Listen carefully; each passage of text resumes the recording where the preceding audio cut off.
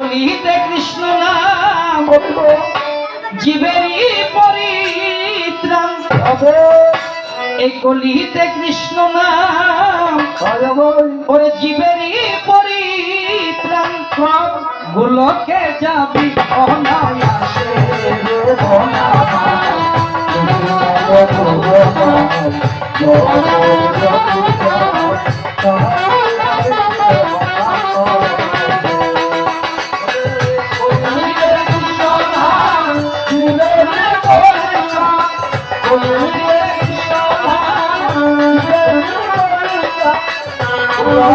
যাবি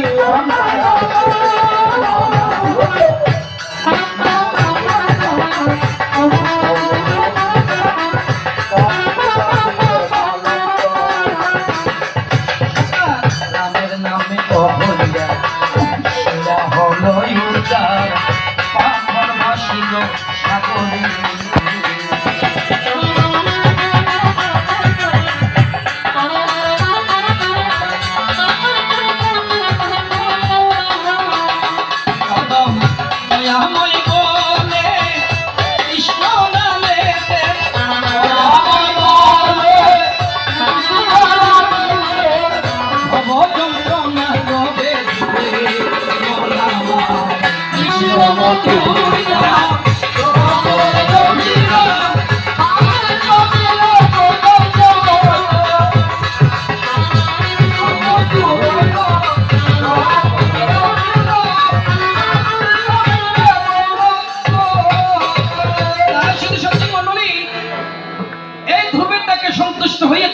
চরণ দর্শন দিয়েছে বলে বাবা তুই কি চাস বলে আমার আর কিছু লাগবে না আমি যেখানে কৃষ্ণ চরণ দর্শন পেয়েছি সেখানে আমার আর কোনো কিছুর প্রয়োজন হবে না বল তুই না চাইলেও তোকে আমি একটি জিনিস দেবো বলে যেই সিংহাসনের জন্য আজকে বনে বনে ঘুরে ঘুরে কৃষ্ণ কৃষ্ণ বলতেছিস আমি তোকে একটা রাজ সিংহাসন দেবো বলে এটা কোথায় বলে আমি তোর নামের উপরে আমি একটা ধ্রুবলোক সৃষ্টি করব আর এই ধ্রুবলোক সৃষ্টি করে সেখানে তোর জন্য একটি রাজ সিংহাসন বানাবো যে সিংহাসনে তুই ছাড়া পৃথিবীতে আর কেউ বসতে পারবে না এই কৃষ্ণ থেকে বিদায় নিয়ে বাড়িতে চলে গেল বাড়িতে গিয়ে সর্বপ্রথম সৎমাকে গিয়ে একটা প্রণাম সৎমাকে গিয়ে একটা প্রণাম দিছে বলে মা আজকে যদি তুমি না হতে আজকে বাবার পর থেকে যদি আমাকে নামিয়ে না দিতে তাহলে আজকে আমার কৃষ্ণ চরণ দর্শন হতো না বলে বাবা তুই কৃষ্ণ চরণ দর্শন করেছিস বলে হ্যাঁ মা আমি কৃষ্ণ চরণ দর্শন করেছি তাই নাকি বলে যে হ্যাঁ যা ঠিক আছে তুই আজকে থেকে রাজ সিংহাসনের মালিক তুই বলে মা এই সিংহাসনটা আমার আর লাগবে না বলে কেন বলে ভগবান আমার জন্য একটি সিংহাসন তৈরি করেছে যেখানে আমি ছাড়া আর কেউ বসতে পারবে না দাও দাও আমায় চরণ ধরি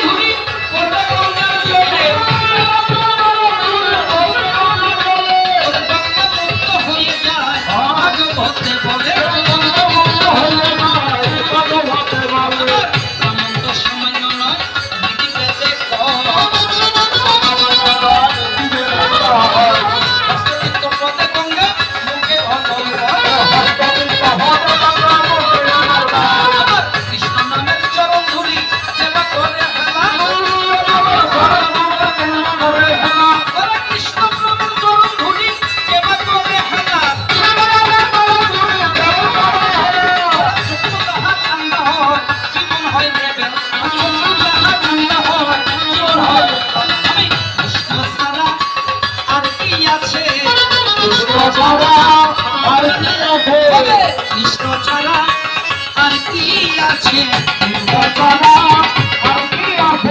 এই চলো সময় আমরা কৃষ্ণ পাশে, কৃষ্ণ ছাড়া আর কি আছে।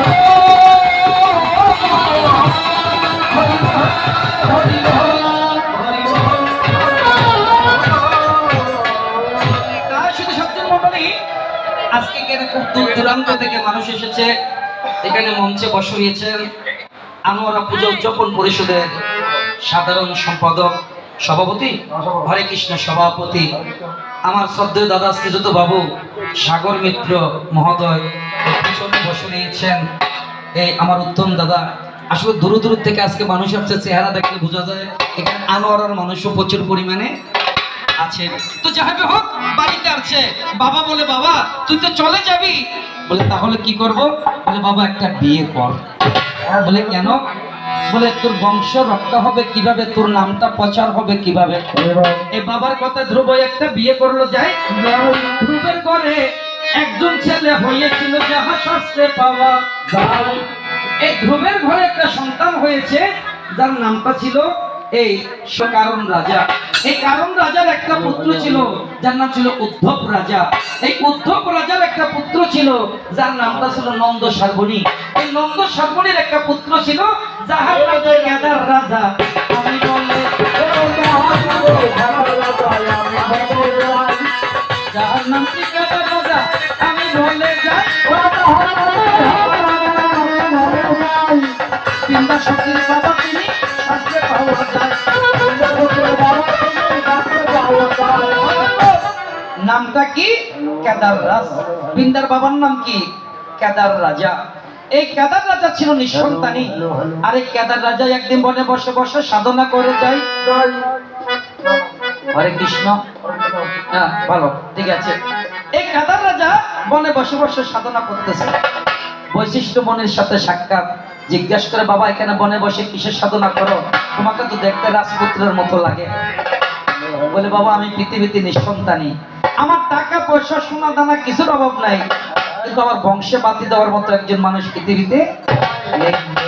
বলে বেকু, বনে বসে সাধনা করলে কখনো সন্তান পাওয়া যায় না। একটা কাজ করো, বাড়িতে যাও আর গিয়ে একটা যজ্ঞের আয়োজন করো, ওই যজ্ঞ থেকে তুমি একজন সন্তান পাবে। বুদ্ধি দিয়েছে কে, বৈশিষ্ট্য মণি। কেদার রাজা বাড়িতে গিয়ে একটা যজ্ঞের আয়োজন করলো। ওই যজ্ঞ থেকে বিন্দা শক্তির আবির্ভাব। এই যজ্ঞ থেকে বিন্দার আবির্ভাব হয়েছিল। আর যজ্ঞ থেকে যেসব সন্তান উৎপাদিত হতো তারা সাথে সাথে যুবক এবং যুবতী। যজ্ঞ থেকে ওঠার সাথে সাথে পিতাকে একটা প্রণাম করে বলে বাবা আমাকে একটু অনুমতি দাও না। বলে কিসের, বলে আমি কৃষ্ণ সাধনা করব। বলছে বৃন্দা বলছে আমি কৃষ্ণ সাধনা করব। বলে মা তুই কৃষ্ণ সাধনা করবি, বলে যে হ্যাঁ। বলে ঠিক আছে যা, আমি তোকে অনুমতি দিলাম, তুই কৃষ্ণ সাধনা কর। বনে গিয়ে বসে বসে কৃষ্ণ কৃষ্ণ কৃষ্ণ কৃষ্ণ মন্ত্র জপ করতে করতে করতে করতে ভগবান শ্রীকৃষ্ণ এসে বৃন্দার সম্মুখে দাঁড়িয়েছে। বলে এই বৃন্দে তুমি কি চাও? বলে তুমি কে? বলে যাকে ডাকছো আমি তিনি। ও বাবা, বলে তুমি কৃষ্ণ? বলে আমি কৃষ্ণ। বলে তোমাকে যেহেতু পেয়েছি আমার আর কোনো কিছুর প্রয়োজন হবে না। তোমাকে যেহেতু পেয়েছি আমার আর কিছুরই প্রয়োজন হবে না। আমি তোমার চরণ পেলে আমার জীবন সার্থক হবে। তাই শুধু সজ্জন মন্ডলী, ওগো প্রিয় প্রাণের দেবতা তুমি মোরে চরণ সেবিতে দিও।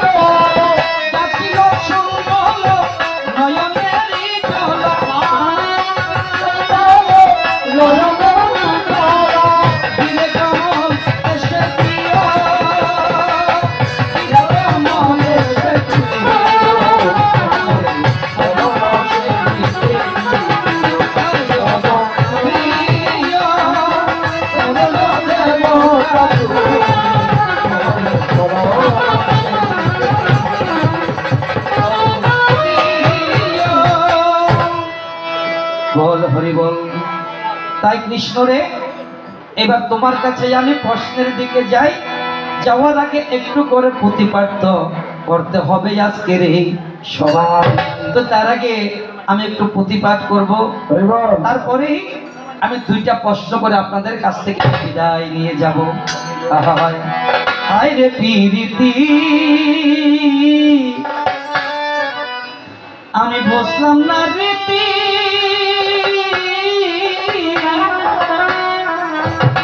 ওরে কান্দিয়া গেল আমার সারাটা জীবন, বন্ধুর সাথে হইল